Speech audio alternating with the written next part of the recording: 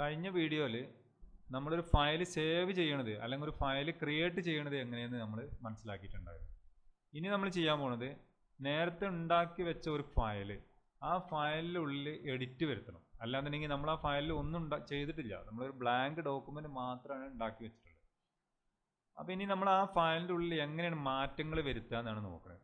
അതിന് രണ്ട് മെത്തേഡ് ഉണ്ട്. നമ്മൾ അന്ന് ആ ഫയൽ സേവ് ചെയ്തത് നിങ്ങൾ ശ്രദ്ധിച്ചിട്ടില്ല എന്നുണ്ടെങ്കിൽ ഇതിന് മുന്നത്തെ വീഡിയോ നോക്കിയാൽ നിങ്ങൾക്ക് മനസ്സിലാവും.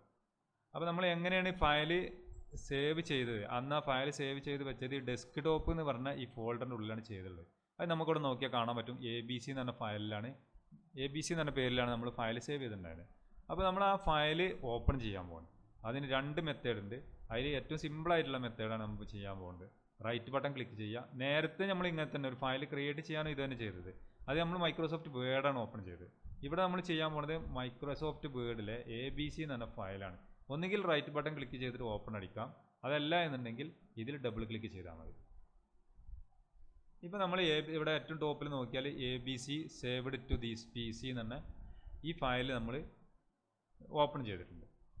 ഇനി ഇതിൽ നമ്മൾ എന്തെങ്കിലും മാറ്റങ്ങൾ വരുത്തണം. ഇപ്പം അന്ന് നമ്മൾ ബ്ലാങ്ക് ആയിട്ടുള്ള ഒരു ഫയലാണ് ഉണ്ടാക്കിയിട്ടാണ്, ആ ഫയലാണ് ഇപ്പോൾ ഓപ്പൺ ചെയ്തിട്ടുള്ളത്. നമ്മൾ ഈ ഫയലിൽ ഒന്നും, ഈ ഷീറ്റിൽ നമ്മൾ ഒന്നും കാണുന്നില്ല. ഇപ്പോൾ നമ്മൾ ഇതിൽ എന്തെങ്കിലുമൊക്കെ ടൈപ്പ് ചെയ്യണം. അപ്പോൾ നമ്മൾ ASDFGF സ്പേസ് സെമിക്കോളൻ LKJHJ, ഇത് നമ്മൾ ടൈപ്പിങ്ങിൻ്റെ ഒരു ഫസ്റ്റ് സ്റ്റെപ്പാണ്. അപ്പോൾ അത് നമ്മൾ ഇതിൽ ടൈപ്പ് ചെയ്തു. ഇനി ടൈപ്പ് ചെയ്തതിന് ശേഷം നമ്മളുടെ ഫയൽ ക്ലിക്ക് ചെയ്യാം. ഈ വ്യത്യാസമാണ് നേരത്തെ ക്ലാസ്സിൽ ഞാൻ പറഞ്ഞിരുന്നു. ഇവിടെ സേവ് കാണാം, സേവ് ആസ് കാണാം. ഇത് പ്രത്യേകം ശ്രദ്ധിക്കണം. ഇവിടെ സേവ് ആണ് അടിക്കേണ്ടത്.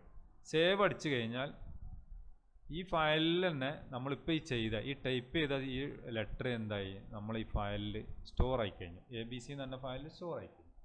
ഇവിടെ നമ്മൾ അതിന് പകരം സേവ് ആസൻ അടിക്കണമെന്നുണ്ടെങ്കിൽ ഇത് വീണ്ടും പുതിയ ഒരു ഫയൽ ക്രിയേറ്റ് ചെയ്യാനുള്ള ഇതുണ്ടോ, ബ്രൗസ് എന്ന് പറഞ്ഞിട്ട് പുതിയ ഒരു ഫയൽ ക്രിയേറ്റ് ചെയ്യാനുള്ള വിൻഡോക്കാണ് പോവുക. അപ്പോൾ നമുക്ക് അതിൻ്റെ ആവശ്യമില്ല. നമ്മളിപ്പോൾ ചെയ്യാൻ പോകുന്നത് സേവ് ആണ്. ആ സേവ് ചെയ്തു, നമ്മളിപ്പം ടൈപ്പ് ചെയ്ത ഈ സംഭവം നമ്മളെ ഫയലിൽ സ്റ്റോർ ആയിക്കഴിഞ്ഞു. ഇനി ഇത് ക്ലോസ് ചെയ്താലും നമ്മൾ നേരത്തെ ഫയൽ ഇവിടെ കാണാൻ പറ്റും. ജസ്റ്റ് നമുക്ക് ഒന്നുകൂടി ഓപ്പൺ ചെയ്ത് നോക്കാം. ഇതിൽ ഡബിൾ ക്ലിക്ക് ചെയ്തു. ഡബിൾ ക്ലിക്ക് ചെയ്തപ്പോൾ നമ്മൾ നേരത്തെ ടൈപ്പ് ചെയ്ത ആ സംഭവം നമ്മളെ ഫയലിൽ സ്റ്റോർ ആയിട്ടുണ്ട്. ഓക്കെ, ഇങ്ങനെയാണ് നമ്മളൊരു ഫയൽ എടുത്തിട്ട് എഡിറ്റ് ചെയ്യണത്. അപ്പോൾ ഓക്കെ, അടുത്ത വീഡിയോയിൽ നമുക്ക് ഈ എഡിറ്റ് ചെയ്തത് അതിൻ്റെ ലെറ്റർ സ്റ്റൈൽ മാറ്റാനും കളർ മാറ്റലും എങ്ങനെയാണെന്നുള്ളത് നോക്കാം.